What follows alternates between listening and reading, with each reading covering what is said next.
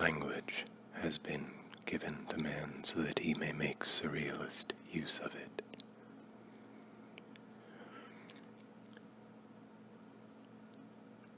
To the extent that he is required to make himself understood, he manages, more or less, to express himself, and by so doing to fulfill certain functions called from among the most vulgar. Speaking, reading a letter present no real problem for him, provided that in so doing he does not set himself a goal above the mean, that is, provided he confines himself to carrying on a conversation for the pleasure of conversing with someone. He is not worried about the words that are going to come, nor about the sentence which will follow after the sentence he is just completing.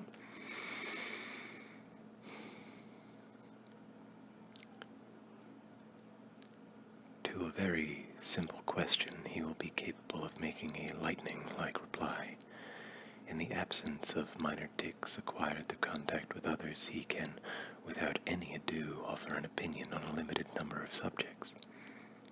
For he does not need to count up to 10 before speaking or to formulate anything whatever ahead of time.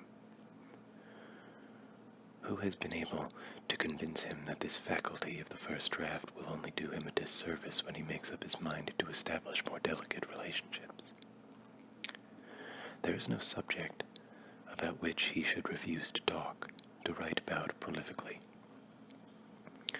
All that results from listening to oneself, from reading what one has written, is the suspension of the occult, that admirable help.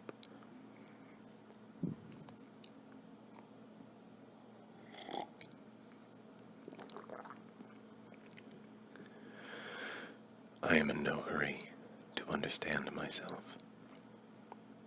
If such and such a sentence of mine turns out to be somewhat disappointing, at least momentarily, I place my trust in the following sentence to redeem its sins. I carefully refrain from starting it over again or polishing it. The only thing that might prove fatal to me would be the slightest loss of impetus.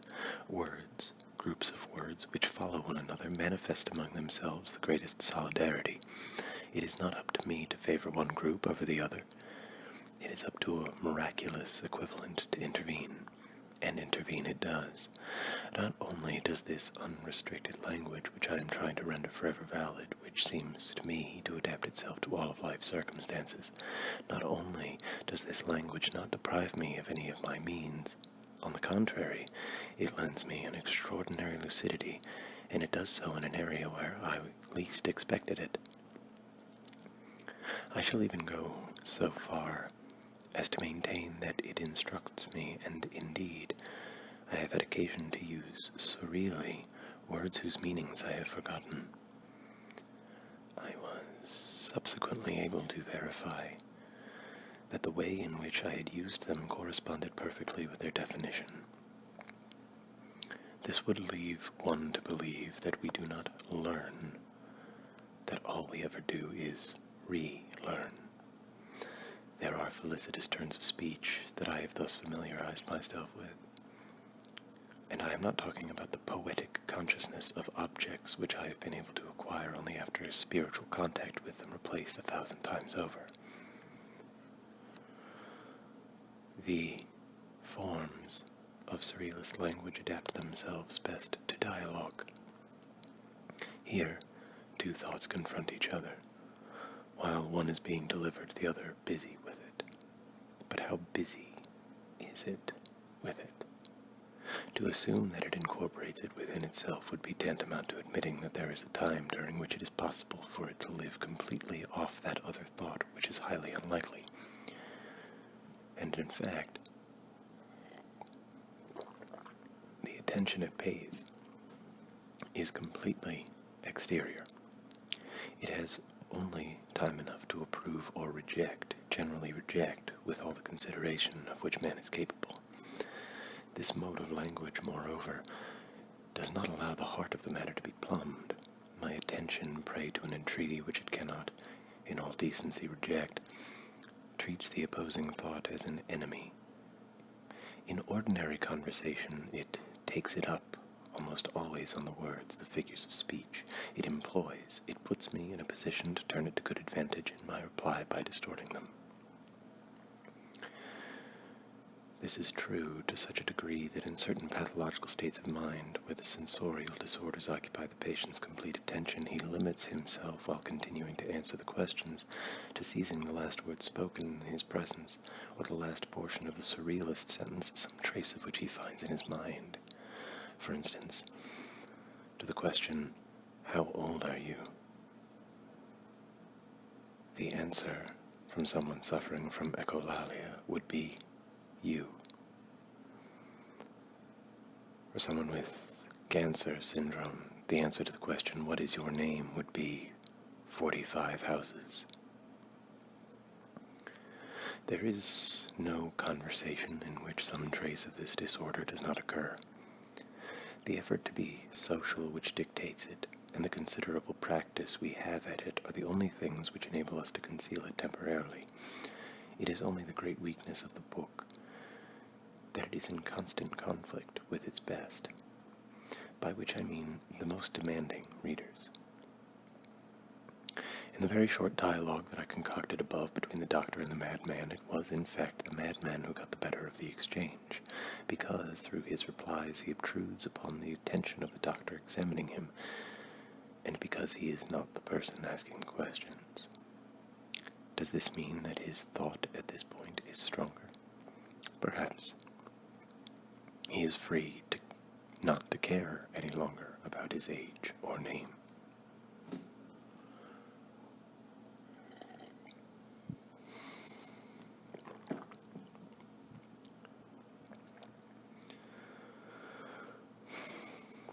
Poetic surrealism, which is the subject of this study, has focused its efforts up to this point on reestablishing dialogue in its absolute truth, by freeing both interlocutors from any obligations and politeness.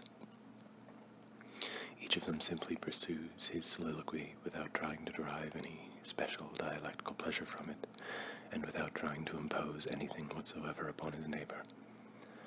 The remarks exchanged are not, as is generally the case, meant to develop some thesis, however unimportant it may be.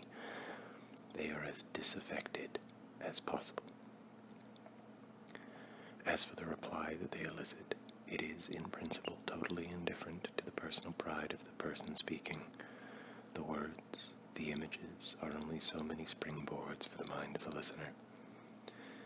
In Les Champs Magnétiques, the first purely surrealist work, this is the way in which the pages grouped together under the title Barrières must be conceived of, pages wherein Supporte and I show ourselves to be impartial interlocutors.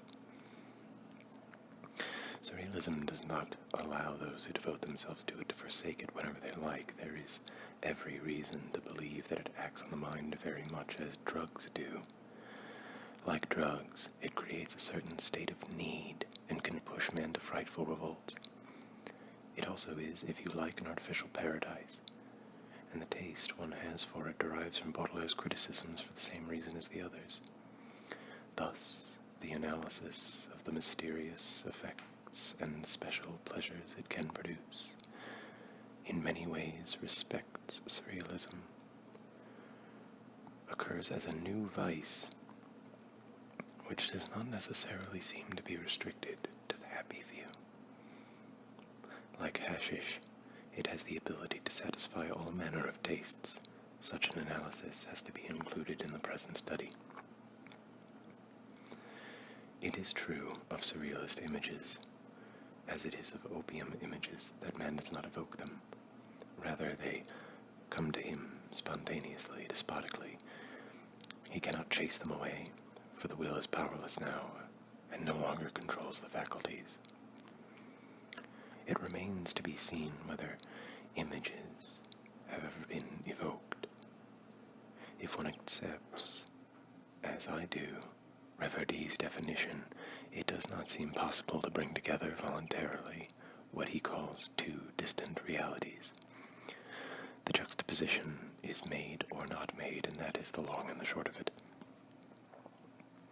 Personally, I absolutely refuse to believe that in Reverdy's work, images such as "In the brook, there is a song that flows," or "Day unfolded like a white tablecloth," or "The world goes back into a sack," reveal the slightest degree of premeditation.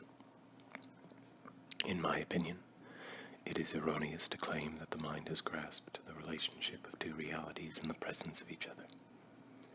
First of all, it has seized nothing consciously. It is, as it were, from the fortuitous juxtaposition of the two terms, that a particular light has sprung, the light of the image, to which we are infinitely sensitive. The value of the image depends upon the beauty of the spark obtained. It is consequently a function of the difference of potential between the two conductors. When the difference exists only slightly, as in a comparison, the spark is lacking. Now, it is not within man's power, so far as I can tell, to effect the juxtaposition of two realities so far apart. The principle of the association of ideas, such as we conceive it, militates against it. Or else we would have to revert to an elliptical art which Reverdy deplores as much as I. We are therefore obliged to admit that the two terms of the image are not deduced one from the other by the mind for the specific purpose of producing the spark, that they are the simultaneous products of the activity I call surrealist, reason's role being limited to taking note of and appreciating the luminous phenomenon.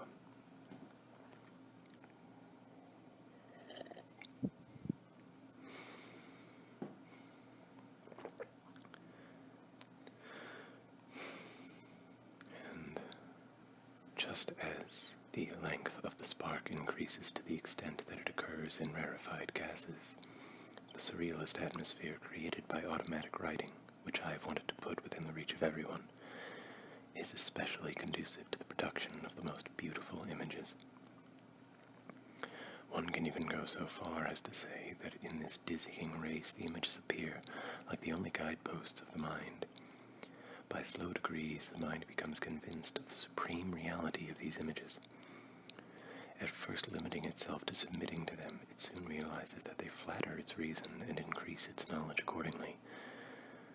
The mind becomes aware of the limitless expanses wherein its desires are made manifest, where the pros and cons are constantly consumed, where its obscurity does not betray it.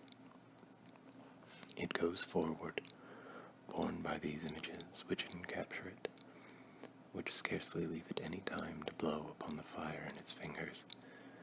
This is the most beautiful night of all, the lightning-filled night. Day, compared to it, is night. The countless kinds of surrealist images would require a classification which I do not intend to make today. To group them according to their particular affinities would lead me far afield. What I basically want to mention is their common virtue.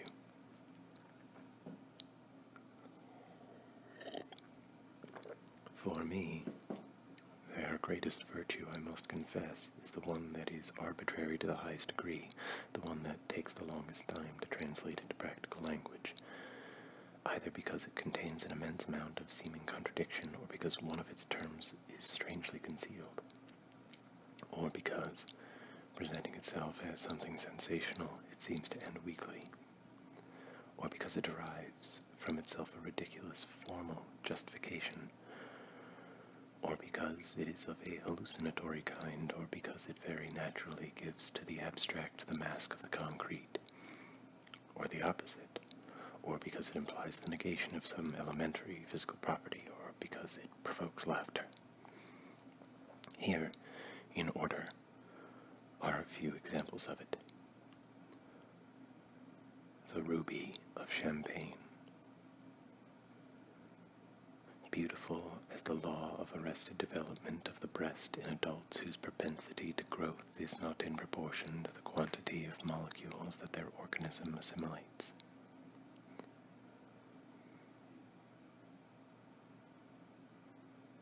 A church stood, dazzling as a bell,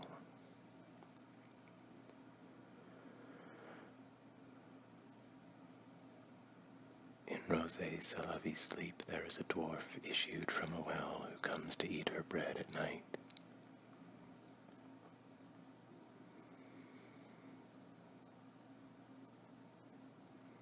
On the bridge, the dew with the head of a tabby cat lulls itself into sleep.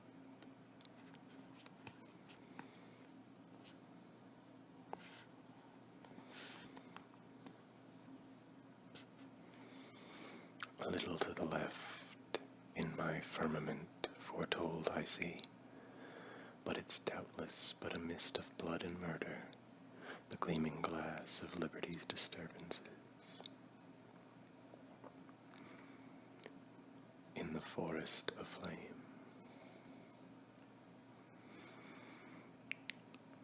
The lions were fresh.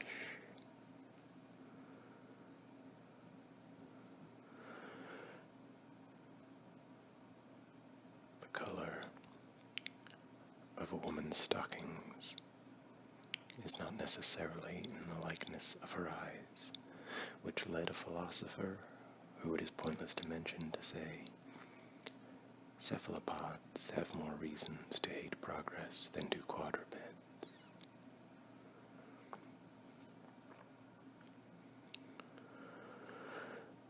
Whether we like it or not, there is enough there to satisfy several demands of the mind. All these images seem to attest to the fact that the mind is ripe for something more than the benign joys it allows itself in general. This is the only way it has of turning to its own advantage the ideal quantity of events with which it is entrusted. Let us not forget that, according to Novalis' formula, there are a series of events which run parallel to real events. Men and circumstances generally modify the ideal train of circumstances so that it seems imperfect, and their consequences are equally imperfect. Thus it was with the Reformation. Instead of Protestantism, we got Lutheranism. These images show it the extent of its ordinary dissipation and the drawbacks that it offers for it. In the final analysis, it's not such a bad thing for these images to upset the mind, for to upset the mind is to put it in the wrong. The sentences I quote make ample provision for this, but the mind which relishes them draws therefrom the conviction that it is on the right track. On its own, the mind is incapable of finding itself guilty of cavil. It has nothing to fear, since, moreover, it attempts to embrace everything.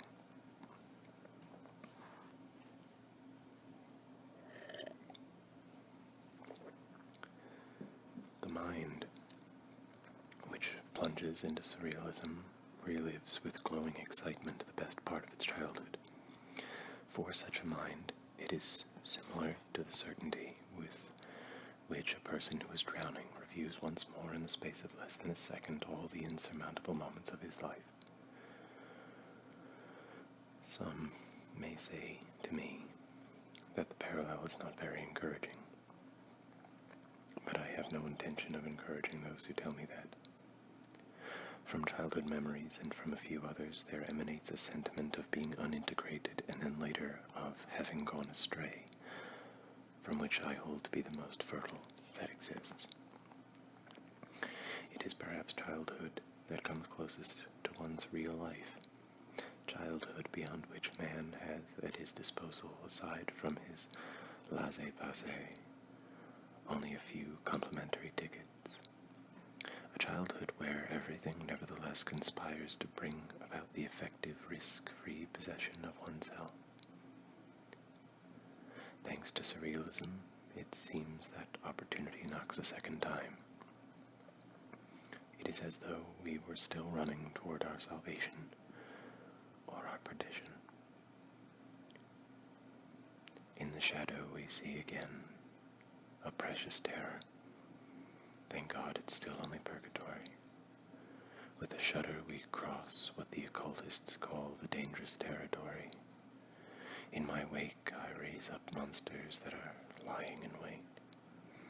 They are not too ill-disposed towards me, and I am not lost since I fear them.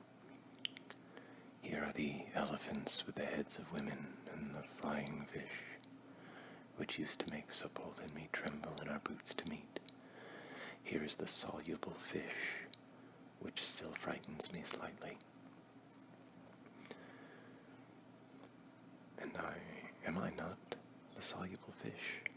For I was born under the sign of Pisces, and man is soluble in his thought.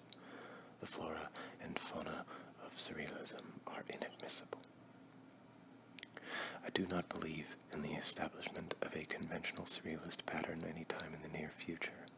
The characteristics common to all the texts of this kind, including those I have just cited and many others which alone could offer us a logical analysis and a careful grammatical analysis, do not preclude a certain evolution of Surrealist prose in time. Coming on the heels of a large number of essays I have written in this vein over the past 5 years, most of which I am indulgent enough to think are extremely disordered. The short anecdotes which comprise the balance of this volume offer me a glaring proof of what I am saying. I do not judge them to be any more worthless because of that, in portraying for the reader the benefits which the Surrealist contribution is liable to make to his consciousness. Surrealist methods would moreover demand to be heard. Everything is valid when it comes to obtaining the desired suddenness from certain associations. The pieces of paper that Picasso and Braque insert into their work have the same value as the introduction of a platitude into a literary analysis of the most rigorous sort. It is even permissible to entitle poem what we get from the most random assemblage possible. Observe, if you will, the syntax of headlines and scraps of headlines cut out of the newspapers to create this poem.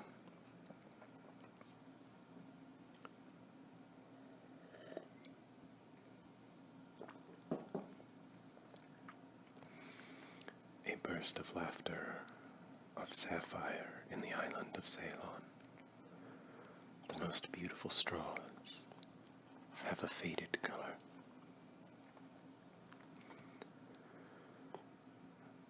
Under the locks of an isolated farm, from day to day the pleasant grows worse coffee preaches for its saint, the daily artisan of your beauty, madam.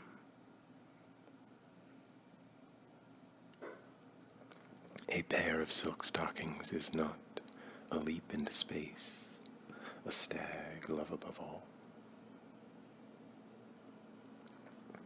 Everything could be worked out so well. Paris is a big village. Watch out for the fire that covers the prayer of fair weather.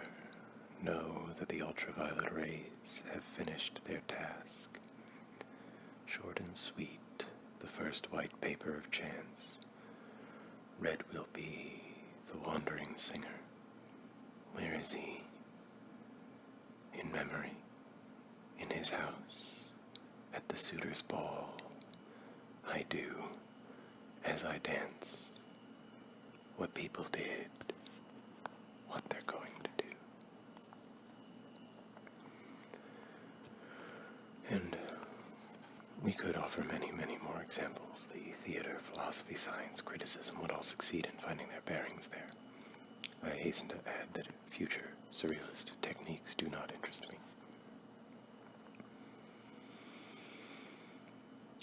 Far more serious, in my opinion.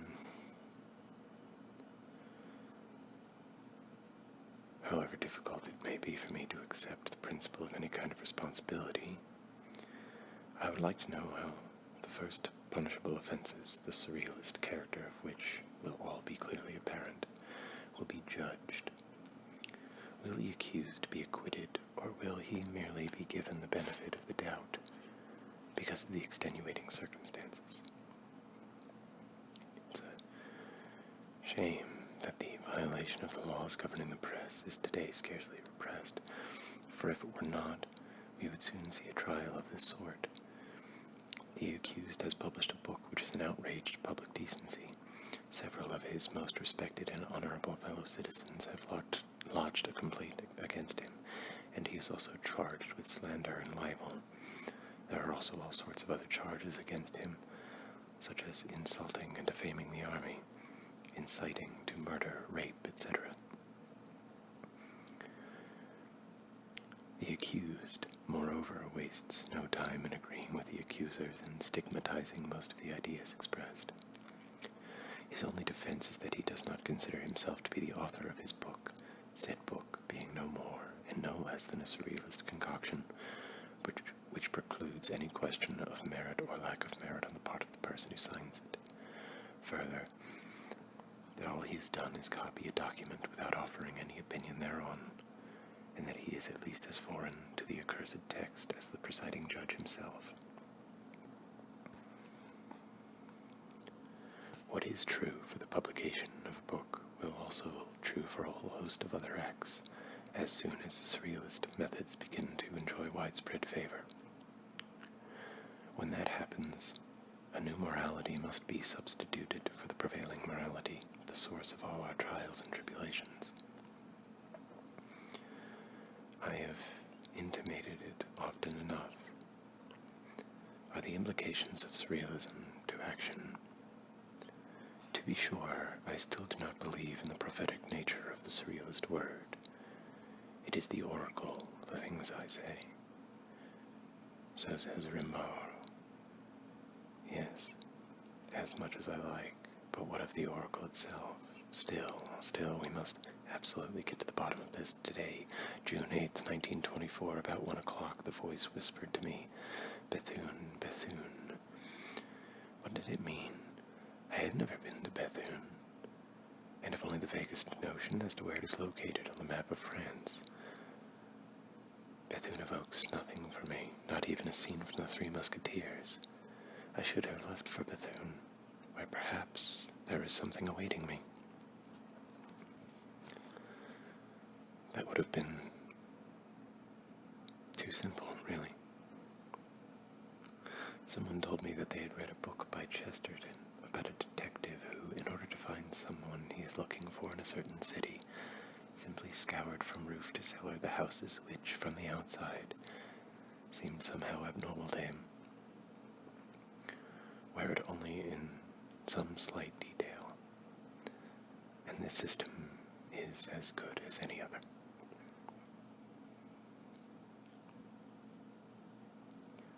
Similarly, in 1919, Soupault went into any number of impossible buildings to ask the concierge whether Philip Soupault did in fact live there. He would not have been surprised, I suspect, by an affirmative reply. He would have gone and knocked on his door. Men's piety does not fool me. The surrealist voice that shook Cumae, Dodona, and Delphi is nothing more than the voice which dictates my less irascible speeches to me. My time must not be its time. Why should this voice help me resolve the childish problem of my destiny? I pretend, unfortunately, to act in a world where, in order to take into account its suggestions, I would be obliged to resort to two kinds of interpreters. One to translate its judgments for me, the other, impossible to find, to transmit to my fellow men whatever sense I could make of them. This world in which I endure what I endure, this modern world, I mean, what the devil do you want me to do with it? Perhaps the surrealist voice will be stilled. I have given up trying to keep track of those who have disappeared. I shall no longer enter to, however briefly, the marvelous detailed description of my years and my days. I shall be like Nijinsky, who was taken last year to the Russian ballet and did not realize the spectacle it was he was seeing. I shall be alone, very alone within myself, indifferent to all the world's ballets. What I have done, what I have left undone, I give it to you. And ever since, I have had a great desire to show forbearance to scientific musing, however unbecoming in the final analysis, from every point of view. Radios, fine. Syphilis, if you like. Photography, I don't see any reason why not. The cinema, 3 cheers for darkened rooms. War, give us a good laugh. The telephone, hello. Youth, charming white hair.